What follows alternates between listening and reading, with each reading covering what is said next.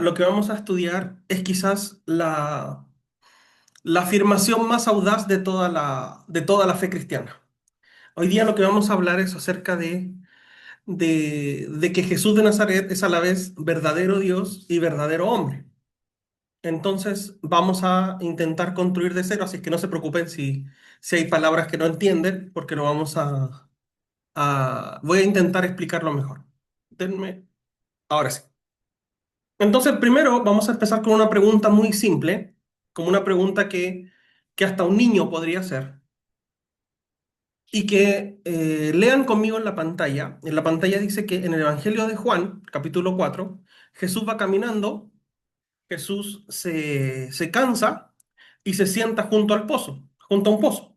Entonces Jesús estaba cansado, tenía sed, así como cualquiera de nosotros en un día de calor, y al mismo tiempo, ese hombre cansado, que es como el pastor leía ahora al comenzar, ese verbo eterno, ¿a quién es la persona por la cual todo fue hecho? Entonces la pregunta es la siguiente: ¿quién estaba cansado realmente? ¿Dios se cansa o era solamente el hombre el que se cansa? Si nosotros respondemos, era solo el hombre que estaba cansado, entonces tenemos que tener cuidado, porque entonces parece que hay dos sujetos: el hombre que se cansa por un lado y Dios que no se cansa por otro lado, en el sentido de que separamos a las dos personas. ¿Y acaso no, al hacer eso, no estaríamos partiendo a Jesús en dos personas diferentes? Entonces, no se preocupen, porque hoy lo que vamos a hacer es, no vamos a resolver este misterio, porque no se puede resolver del todo, pero lo que sí vamos a aprender a hablar es acerca de este misterio con precisión y sin equivocarnos. Entonces, y aunque parezca poco, aunque digan, oye, vamos a responder una pregunta, es exactamente lo que a la iglesia le costó siglos en poder lograr, en poder contestar. Entonces, eh, toda esta clase gira en torno a la pregunta que ven arriba, o a la frase que ven arriba: si Jesús es verdadero Dios y verdadero hombre en una sola persona. Entonces, de esa afirmación aparecen cuatro preguntas que son más complicadas, cuatro preguntas difíciles que nos mapean nuestra clase de hoy. Primero, es que cómo decimos esto sin equivocarnos. Eso es lo primero. Entonces, ¿cómo decimos esto sin poder equivocarnos? Y veremos como palabras claves la persona, naturaleza y una unión hipostática, que ya lo habíamos comenzado a estudiar la clase pasada con Elkin. La segunda es que ¿qué sabía Jesús? ¿Qué pasa con su conocimiento frente a su saber divino? ¿Qué pasa como con ese conocimiento humano frente a lo que él conoce como Dios? Lo tercero, que está asociada a la segunda pregunta, es si se sabía Dios a sí mismo, si la autoconciencia de Jesús era, ¿qué pasa con su autoconciencia de Cristo? Y lo cuarto es que, conociendo todo eso, ¿cómo pudo sufrir así hasta el abandono en la cruz? Entonces, si en algún momento nosotros nos perdemos de este momento o en la clase, podemos volver a estas cuatro preguntas, porque todo lo que vayamos a decir en esta noche va a caer dentro de estas cuatro preguntas. Entonces, va a ser un lindo viaje. Vamos a entrar primero en el primer bloque, que es el bloque un poquito más conceptual y que es el fundamento para todo lo que viene, que son las palabras con las que la iglesia aprendió a hablar de Cristo. Vamos a aprender un poco acerca de qué palabras usaba la iglesia para referirse a Cristo. Estoy acá. Entonces, vamos a partir por las palabras, porque justamente los grandes errores de la historia fueron por no entender palabras. Entonces, el primer dato es la palabra persona, que la palabra persona no aparece en el Nuevo Testamento, no aparece como una persona. Ese es un término, la palabra persona, que la iglesia tomó prestado de la cultura en la cual vivía y al que tuvo que darle un nuevo sentido y un sentido más preciso. Entonces, Prosopon, la primera palabra, que en griego significa originalmente una máscara, era la careta que el actor se ponía en, cuando tenía que actuar, cuando iba a identificar al personaje. Entonces, esta careta, para poder representar un papel, con el tiempo pasó de dejar de ser una máscara que el actor usaba para significar al mismo personaje. Como lo que conocemos ahora de ponernos, no sé, por poner un ejemplo, se pone una careta y la persona es hipócrita, ya. Entonces esa palabra migró desde el teatro hasta lo que conocemos ahora que tiene un significado un poco quizás más abstracto y evolucionó de la forma, de la apariencia al sujeto propiamente tal, a la persona que actúa. Persona, perdón, hipóstasis, también, que es una palabra griega, apunta a lo que está debajo, como el fundamento o la base. Es la realidad concreta que subsiste por sí misma, como aparece en su pantalla. Y por otro lado, tenemos la palabra persona, que la palabra persona viene del latín, que se tradujo a prosopon y terminó definiéndose como el sujeto de naturaleza racional. Es decir, no algo, sino que una persona es un quién, o sea, no es un qué, no es una cosa en particular. Eso es importante, que no es una cosa, sino que es un quién, porque va a ser importante para lo que vamos a estudiar. Entonces, ¿por qué importa tanto? ¿Y por qué pueden decir, oye, me están enseñando vocabulario? Es importante porque durante un tiempo los latinos traducían hipóstasis por sustancia y por naturaleza, por estas dos cosas. Y eso generó que hubieran algunos errores al momento de poder entender la Biblia y de poder entender a Cristo. Entonces, por ejemplo, la Trinidad, en el caso de la Trinidad, los griegos decían que una hipóstasis y tres prósopa, y los latinos decían una sustancia y tres personas. Y querían decir lo mismo, pero las palabras generaban errores. Entonces, sé que es un poco complejo, pero lo vamos a explicar ahora. Entonces, con el vocabulario que acabamos de aprender un poco, vamos a llegar a la afirmación central que está justamente en el Concilio de Calcedonia, perdón.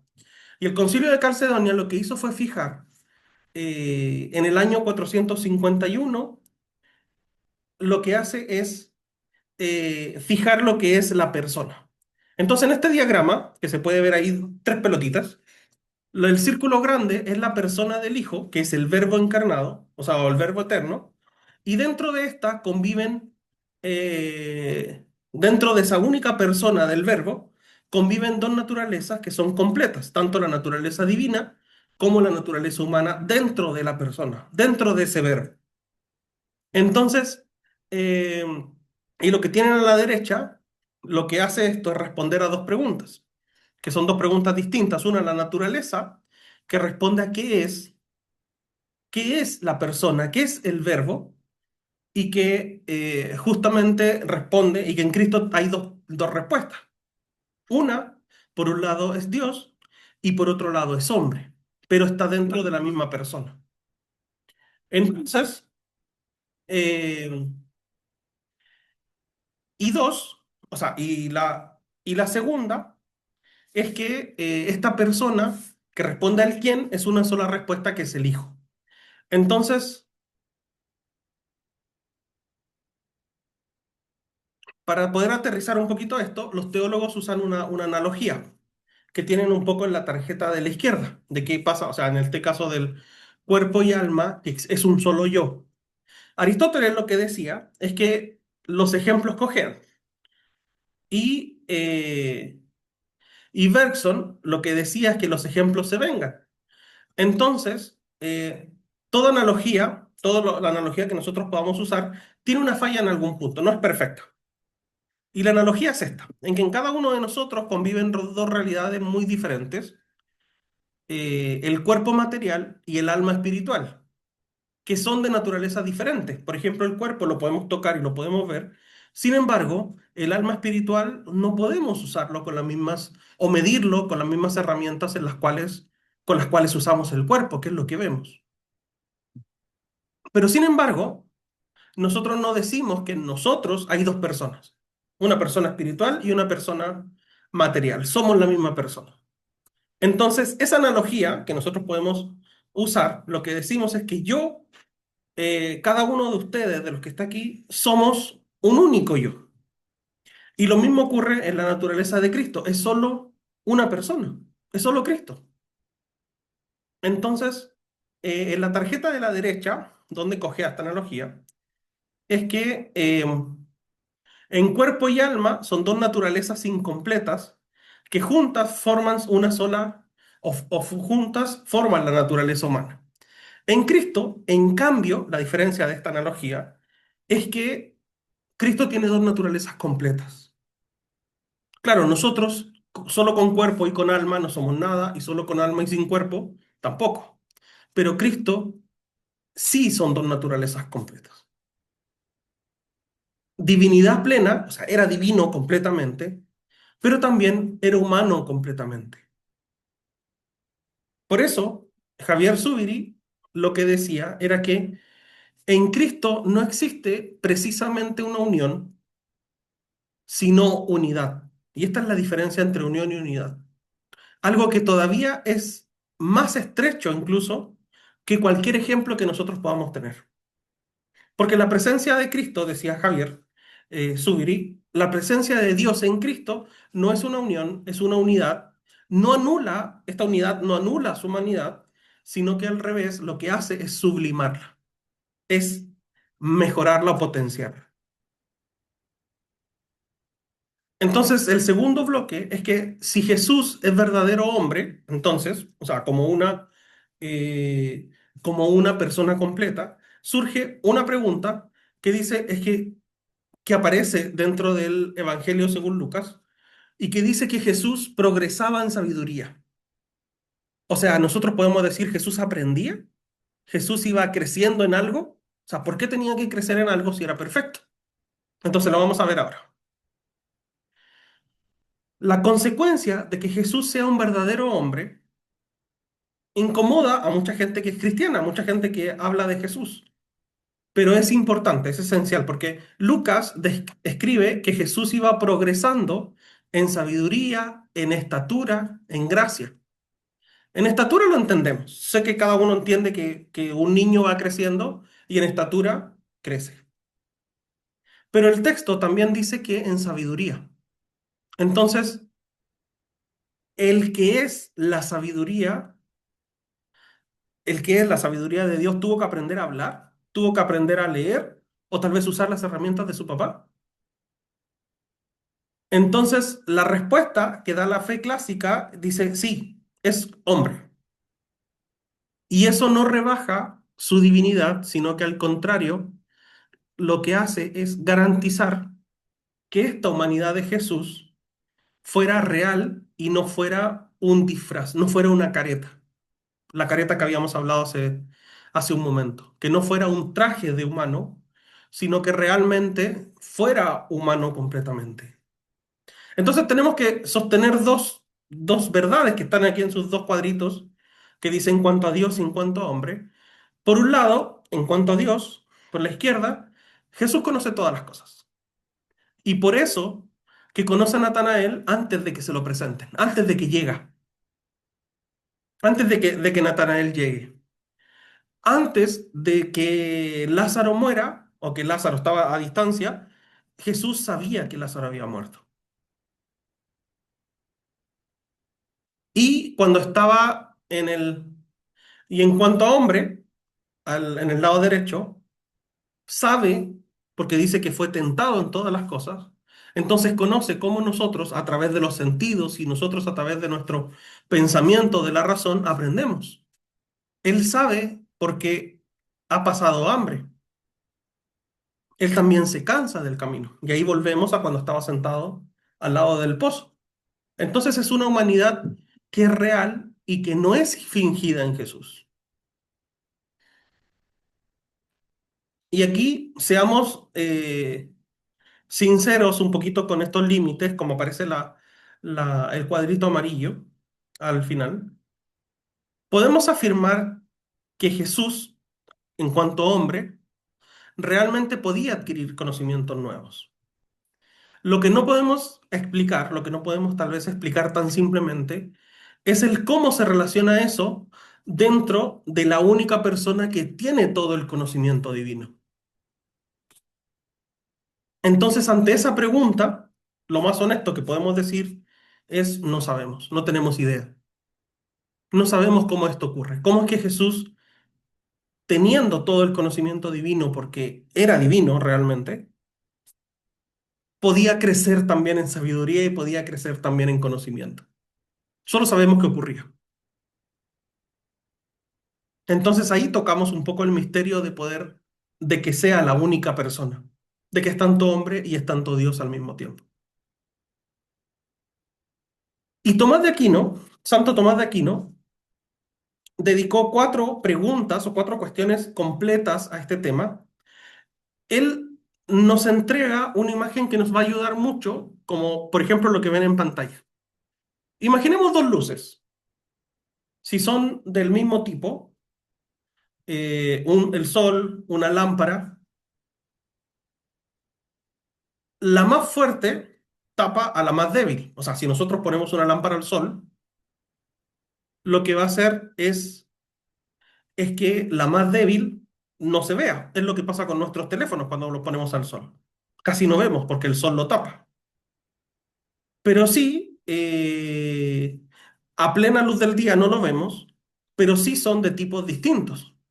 Una es una fuente de luz, o por ejemplo, eh, una es una luz que recibe, o sea, una luz que ilumina, que es el sol, y que nos permite ver cosas que reciben luz, en el sentido de que eh, la fuente de luz, ¿cómo lo explico? La fuente de luz, bueno, lo voy a explicar rápidamente con Juan 1:9, que dice que en el alma de Cristo la luz de la ciencia divina no tapa a la de la ciencia humana, sino que lo que hace es esclarecer la ciencia humana. Entonces, la luz verdadera ilumina a todo hombre que viene a este mundo. La idea es que el saber divino, tanto el saber divino como el saber humano, explicando acerca de Jesús, no son 2 comportamientos rivales en el sentido de que por conocer todo espiritualmente, también conoce al mismo tiempo todo lo natural. No es que sean conocimientos que compiten, que al conocer todo lo espiritual, conoce todo lo natural.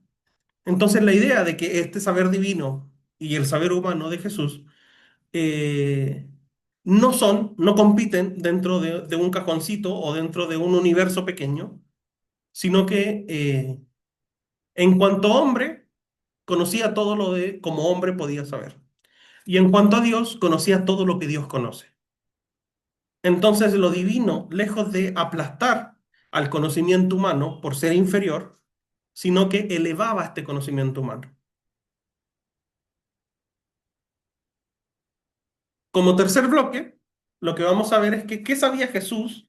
Vamos a ir con la otra pregunta. ¿Qué sabía Jesús del mundo o qué se sabía Jesús de sí mismo? ¿Qué sabía Jesús? O sea, hemos pasado de qué es lo que sabía Jesús acerca del mundo a qué es lo que se sabía de su propia divinidad. Si Dios, si Cristo sabía, se conocía como Dios a sí mismo. Entonces la respuesta a la fe clásica, que tienen que la tarjeta de azulita, lo que dice es que sí, Jesús tuvo conciencia de su propia divinidad. Jesús sabía que era Dios. ¿Por qué? Porque habla con autoridad, que solo tiene sentido, o sea, que solo es válido cuando Jesús conoce quién es. Y esto está en la fe clásica, lo que hace es conocer, o sea, lo que hace es apoyarse de acuerdo al Evangelio de Juan. Entonces, las 3 frases de la izquierda, la primera dice, el que me ha visto a mí, hablando Jesús, el que me ha visto a mí, ha visto al Padre. Esto está en Juan Está en Juan capítulo 14, verso 9.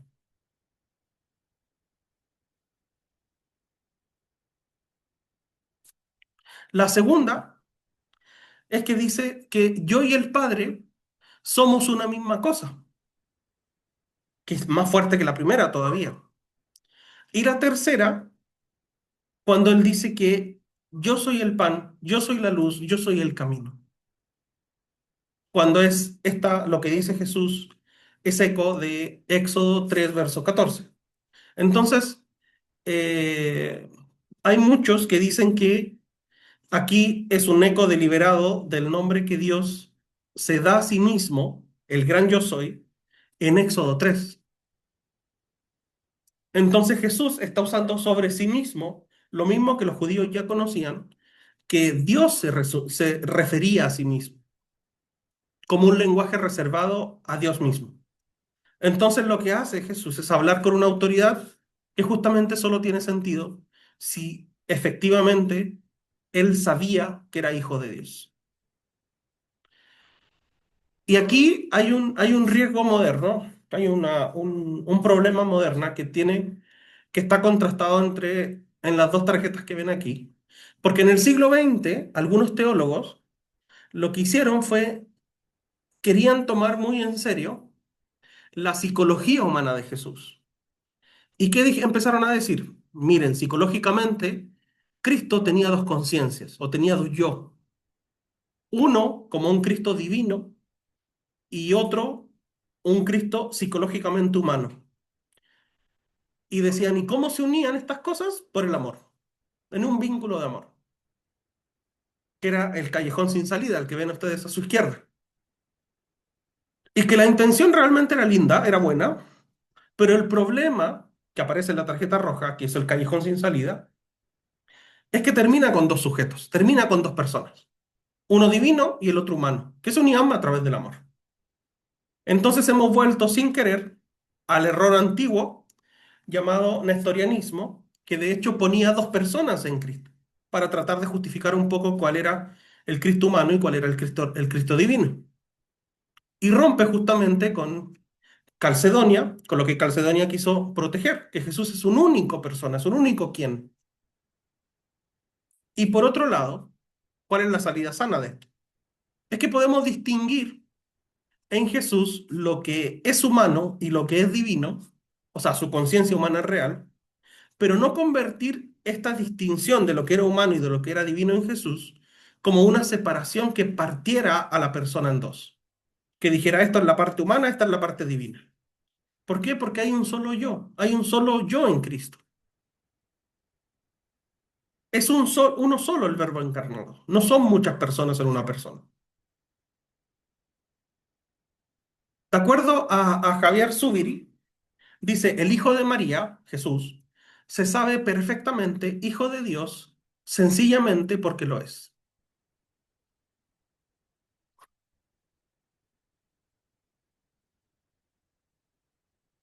Y Zubiri también decía que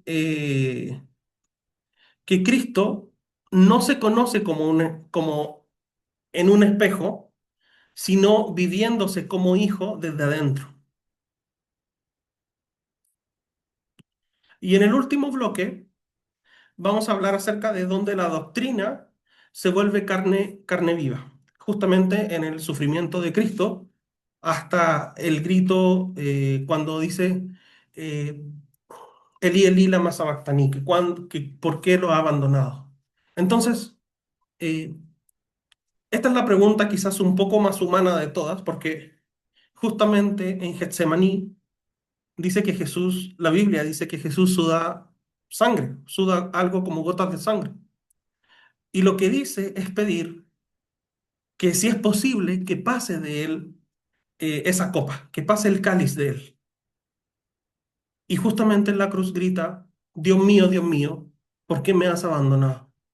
Entonces, ¿cómo? Y aquí podemos pensar en que cómo un sufrimiento tan profundo como hasta llegar al abandono de quien es la persona que es el Hijo de Dios. ¿Cómo puede ser posible de que el Hijo de Dios pase eso y se sienta solo siendo Dios? Entonces, justamente el problema se hace más agudo porque la teología tradicional dice que el alma de Cristo tenía una visión beatífica.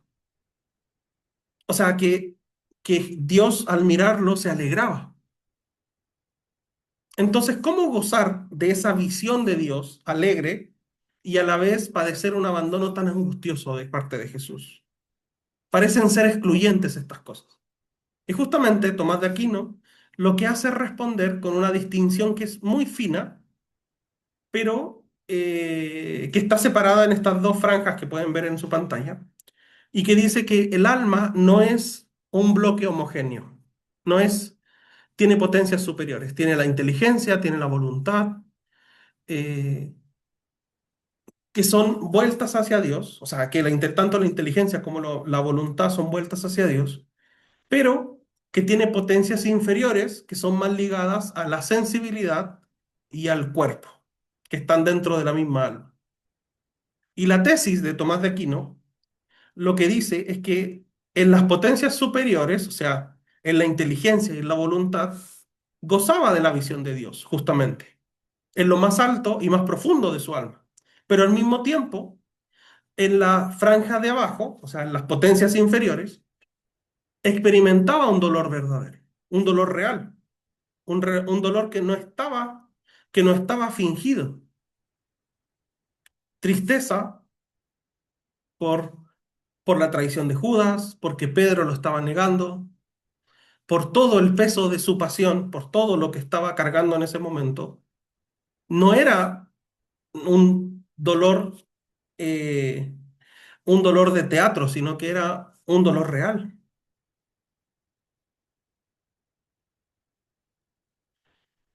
Entonces, el documento, el libro, dice que él habla acerca de que el teólogo Jürgen Moltmann, que lo cual es la tarjeta a la izquierda,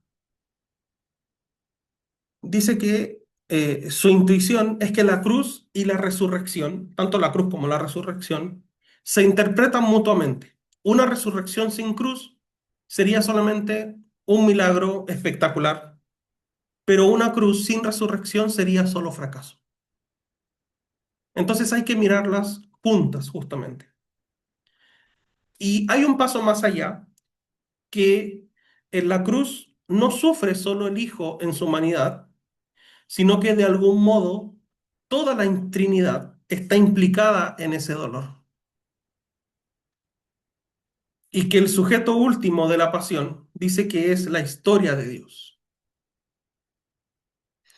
No tenemos que suscribir cada matiz de esto, pero sí cada uno de los aportes valen, porque la cruz justamente no es ajena a Dios y revela hasta dónde llega el amor de Dios hacia la humanidad.